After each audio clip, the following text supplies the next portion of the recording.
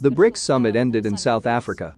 22 countries submitted their applications, which were considered, in general. As a result, 6 states will join this organization from January 1 next year. It turns out that this organization will be strengthened by new forces from different continents. And the West has become very tense. Experts, opinion leaders,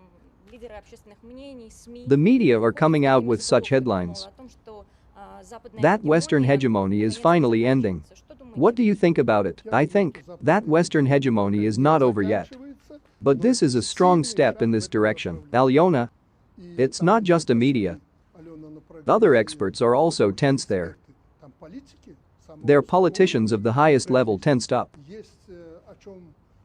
There is something to think about. This is a very strong step towards a multipolar world, but if you remember, I once spoke at the SCO, and I noted that many states from progressive humanity turn towards the SCO, and we should not be late. We need to pull up these forces in order to make this organization powerful. So, that this center of power, BRICS, appears, but it's not because I said it. They took this step, it's great. It's the first step, and then, you see, some units of account. Some currency will appear. They are afraid of this most of all, especially the Americans, who are in charge of everything. They understand that tomorrow the dollar will be taken away from them. Roughly speaking, a new currency will appear. And then their hegemony will end. In Belarus they say they won't be able to live anymore. They will have to not only print these dollars around the clock, but they will have to earn them, as we in the whole world do. Therefore, steps have already been taken in this direction. I am a radical person in this regard. I always say that there should be more decisive steps, but at the same time, I'm starting to think that maybe due to different approaches, opinions, and so on, we won't be able to take more radical steps, but the main thing is not to stop.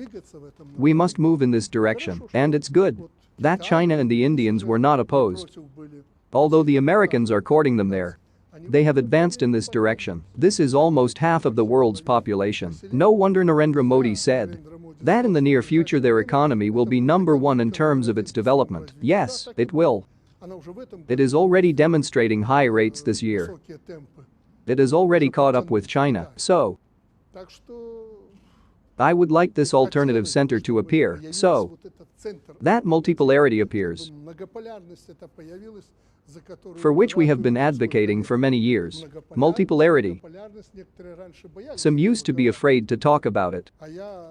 And I first said this more than 20 years ago, while in China, we need a multipolar world.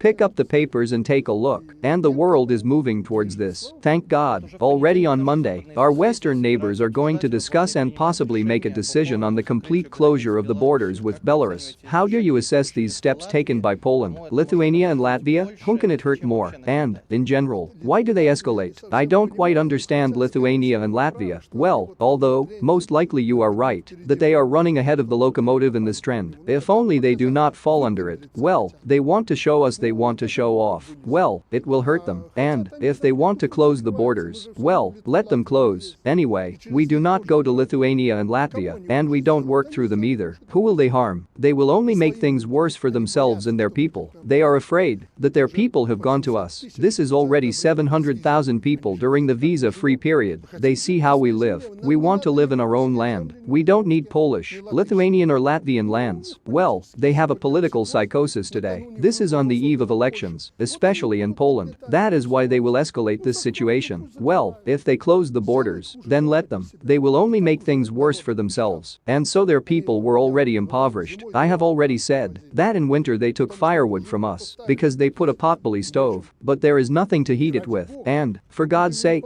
we will help them. If we need it, we will help for free so that people can endure it. Well, they muzzle their people, but there are not fools living there. The people there are strong, hardened, just like us. They will soon demolish these leaders. Alexander Grigoryevich, you mentioned the words of Mateusz Morawiecki. That without Prigozhin the Wagner group would become even more dangerous. How do you feel about what they say about Belarus, about the Belarusian theme, about the Wagner group? Again, they are trying to do something about this fence that they have built along the border. Tactical nuclear weapons have become the main news in the course of the Polish political struggle. They have Belarus now on the front pages of newspapers. Either local politicians are trying to manipulate public opinion in this way, or they really believe in some kind of threat that supposedly comes from us. They respect us. They consider us. Their population is talking about it. They have to react. As a politician, you understand this very well. People talk about it. They have nowhere to go. They need to react. And what will they say today? That they built this wall in vain? The Polish leadership will not tell them that this wall is not a hindrance for migrants. It's amazing for me too. Not a single migrant who decided to go to Poland through the wall was detained by this wall. I tell you this very responsibly. If migrants want to go there, then they go.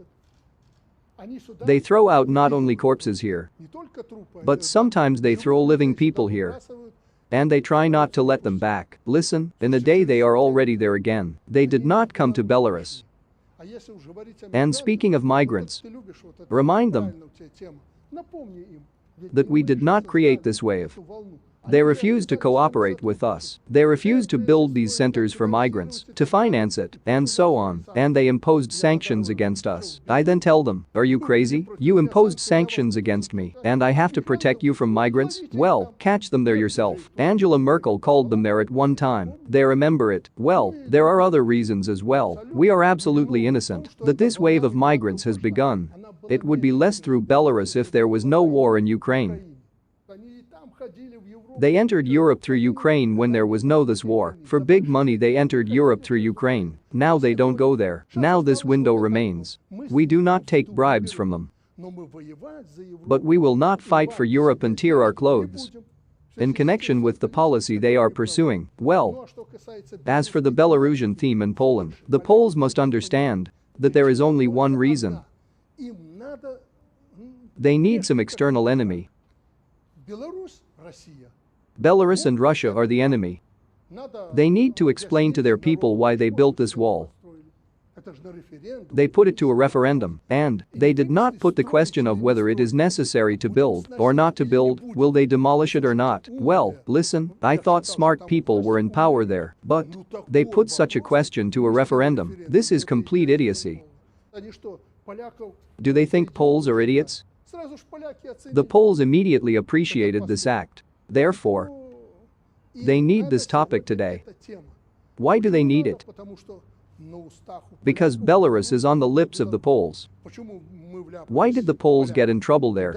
Why don't they have something? And their fuel is expensive. But Belarusians do not. They compare. Therefore, they need to humiliate us. They want to jump into the parliament on this Belarusian horse and win.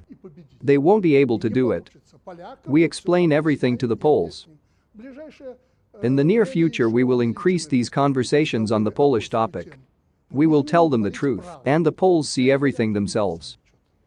If we talk about fakes of the first time, right after the last events, until now, the topic is being accelerated in social networks, that there is involvement of the Kremlin in the plane crash with Prigozhin. You have already partly touched on this topic, but someone is doing it for some reason. Someone is promoting this particular case. Well, you know, someone spins it, while others make unprofessional excuses, especially the Russians, and so on. Well, you see the Ukrainian position, the West's position, and so on. I don't refute anything. I don't know. I wasn't at the crash site. The only thing I'm starting to think is that the missile hit it, that the explosion was on board. Well, do you know what it means to be hit by a missile? It's only the Supreme Commander-in-Chief who can give an order to do something to the commander of the aerospace forces, right?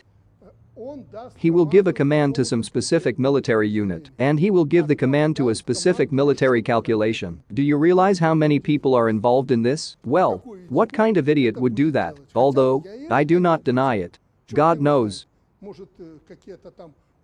Maybe some crazy people decided to do it, but I don't believe in it. But the fact that the tail came off the plane has already been confirmed for sure. So, most likely, there was an explosion on board. Who did it? I personally don't know.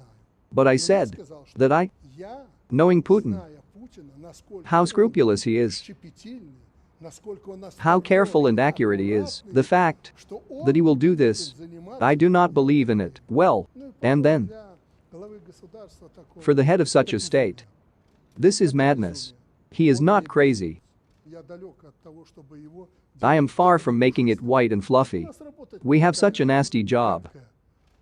So I don't make him white and fluffy, but I know that everything will be blamed on him.